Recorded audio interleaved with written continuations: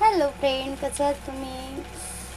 अर्थातच मस्त असणार आहे आणि मी पण एकदम छान आहे. तर आज मी तुम्हाला भेंडीची भाजी सांगणार आहे, आठवणार आहे. तर बारीक चिरून भेंडी घ्यायची आहे. पण काही जण भेंडी धुतात, ते धुतल्यामुळे ते पाणी असतं, त्यामुळे ते हे होतात. त्यापेक्षा धुण्यापेक्षा तुम्ही जर ओला कपडा करून ते जर पुसून घेतलं तुम्ही व्यवस्थित, तर छान भेंडी अशी भाजली जाते आणि स्वच्छ पण होते कपड्याने.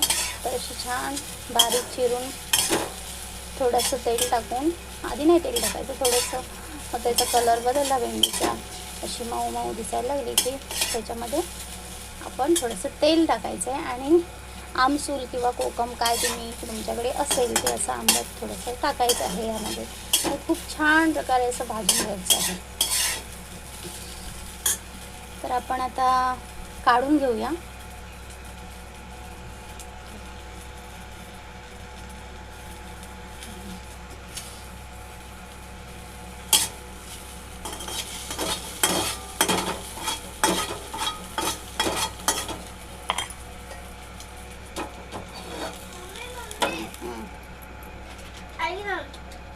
त्याच कढईमध्ये आता तेल टाकते. याला खूप थोडं तेल टाकायचं, कारण खूप तेलकट नंतर तेल वरती दिसत राहतं. थोडंसंच एकदम 1-2 म्हणजे छोटे चमचे असतात आपले, ते टाकलं तरी चालेल. आता आपण बघा ना जरा असं,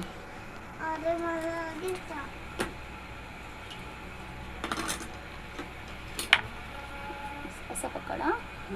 तर आपण त्याच्यामध्ये ना थोडा कांदा टाकून,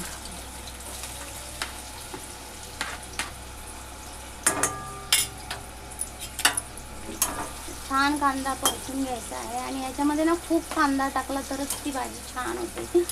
भेंड्याची भाजी किंवा तुम्ही कारल्याची भाजी बनवत असाल ना, तर भरपूर त्याच्यामध्ये कांदा टाकायचा, तरच ती छान भाजी होते. छान असं परतून घ्यायचं.